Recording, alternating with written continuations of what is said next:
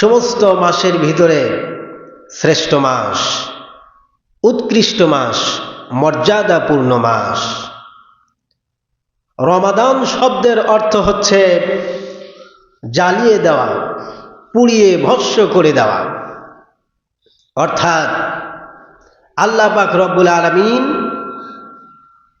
তিনি চান আমরা রমজান মাসে রোজা পালন করে জীবনের গুনাহগুলি জ্বালিয়ে পুড়িয়ে ভস্ম করে ফেলি, আমরা নিষ্পাপ নিষ্কুলুষ মানুষ হিসেবে পরিণত হয়ে যায়। কোনো শুকনা পাতা অথবা শুকনা কোনো কাঠ খড়িতে আগুন জ্বালিয়ে দিলে আগুন যেমন সেই শুকনো লাকড়িকে পুড়ে ছাই করে দেয়, ভস্ম করে দেয়, কোনো ব্যক্তি যদি এই রমজান মাসের রোজাগুলি সঠিকভাবে আদায় করে, গুরুত্ব সহকারে আদায় করে, আল্লাহর কাছে মাফ যদি চাইতে পারে, আল্লাহ পাক রব্বুল আলামিন অবশ্যই তার জীবনের সমস্ত গুনাহগুলি একেবারে জ্বালিয়ে পুড়িয়ে ভস্ম করে দিয়ে সেই ব্যক্তিকে আল্লাহ পাক নিষ্পাপ বানিয়ে দিবেন। জোরে কোন সুবহানাল্লাহ। আমরা আল্লাহ রব্বুল আলামিনের কাছে দোয়া করি, আল্লাহ পাক রব্বুল আলামিন যেন এই মাহে রমাদানে আমাদেরকে সুন্দরভাবে, অত্যন্ত সূক্ষ্মভাবে, পরিশুদ্ধভাবে তার এই হুকুম রমজানের রোজাগুলি আমাদেরকে পালন করার তৌফিক দেন, বলেন আমিন। আমরা যেন মাহে রমজানের ইজ্জত করতে পারি, সম্মান করতে পারি, আল্লাহ পাক যেন এই তৌফিক দেন, বলেন আমিন। আল্লাহ পাক রব্বুল আলামিন সমস্ত ইবাদতের কথা কোরআনে কারিমের ভিতরে বলে দিয়েছেন, কিন্তু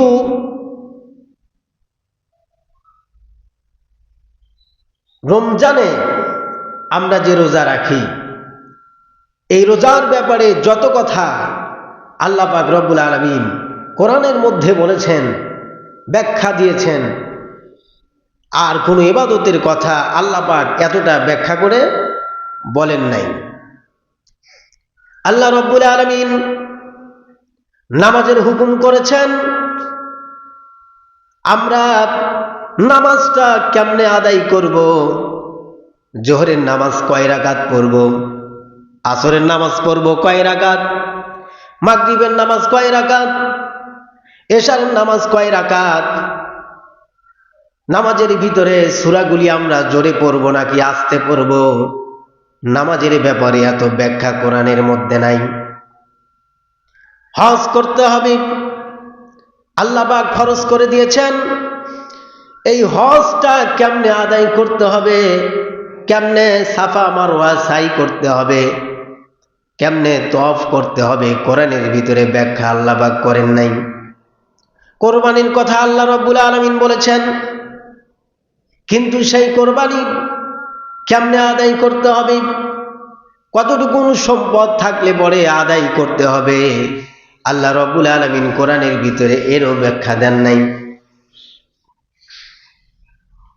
এরপরে যাকাত দিতে হবে, আল্লাহ পাক কোরআনের ভিতরে বলেছেন সেই যাকাত কোন কোন ব্যক্তিকে দিতে হবে, কতটুকু স্বর্ণ থাকলে, রূপ্য থাকলে, কতটুকু সম্পদের মালিক হলে পরে যাকাত দেওয়া লাগবে, কোরআনের ভিতরে ব্যাখ্যা আল্লাহ পাক করেন নাই।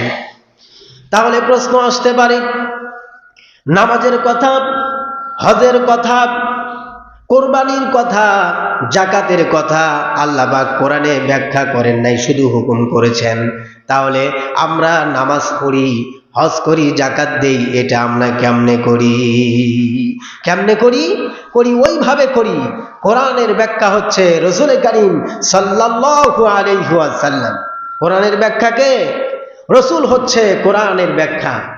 নামাজ পড়তে হবে, কেমনে পড়তে হবে আল্লাহ পাক ব্যাখ্যা দেন নাই। নামাজ কেমনে পড়তে হবে, কোন সময় সূরা আস্তে পড়তে হবে, জোরে পড়তে হবে, এই ব্যাখ্যা দিয়েছেন কে? রাসূল দিয়েছেন। হজ কেমনে পালন করতে হবে রাসূল ব্যাখ্যা দিয়েছেন। জাকাত কেমনে আদায় করতে হবে রসুল সে ব্যাখ্যা আমাদেরকে দিয়েছেন। কোরবানি কেমনে করতে হবে সে ব্যাখ্যা আল্লাহ পাকের হাবিব আমাদেরকে দিয়েছেন। রসুলকে আল্লাহ পাক সারে বানিয়েছেন, শরীয়ত প্রণেতা হিসেবে রসুলকে আল্লাহ পাক নাজিল করেছেন। কিন্তু রোজার ব্যাপারে আল্লাহ পাক রব্বুল আলামিন ডিটেলস পরিপূর্ণভাবে বলে দিয়েছেন। আমার ভাইয়েরা, আল্লাহ রব্বুল আলামিন রোজাগুলি কেমনে আদায় করতে হবে, কখন থেকে শুরু করতে হবে, কোন মাসে রোজা রাখতে হবে, কতক্ষণ রোজা অবস্থায় আমাদের থাকা লাগবে, পরিপূর্ণভাবে ব্যাখ্যা বিশ্লেষণ আল্লাহ রব্বুল আলামিন নিজেই করে দিয়েছেন। কেন এটা করেছেন? এই জন্য করেছেন, সমস্ত ইবাদতের ভিতরে আল্লাহ রব্বুল আলামিনের কাছে রমজানের রোজার ইবাদতটা হচ্ছে শ্রেষ্ঠ ইবাদত। আল্লাহ রব্বুল আলামিন এই জন্য ব্যাখ্যা দিয়েছেন, তার কাছে সমস্ত ইবাদতের ভিতরে রমজানের রোজাগুলি সবচেয়ে বেশি প্রিয়। এই ইবাদতটা আল্লাহর কাছে খুব বেশি প্রিয়। কেন আল্লাহর কাছে এতটা প্রিয় হওয়ার কারণ কি? বন্ধুগণ, আমরা যখন নামাজ পড়ি, হজ করি, যাকাত দেই, এখানে দুইটা অপশন। সেটা কি? সেটা হচ্ছে মানুষের দুই ধরনের মন মানসিকতা হয়। নামাজটা মূলত আমরা যখন পড়ি আল্লাহর জন্যই পড়ি, ঠিক কিনা বলেন? যাকাত যখন দেই মূলত আল্লাহর জন্যই দেই, কোরবানি যখন করি আল্লাহর জন্যই করি, হজ যখন করি একমাত্র আল্লাহর জন্যই হজ করি। কিন্তু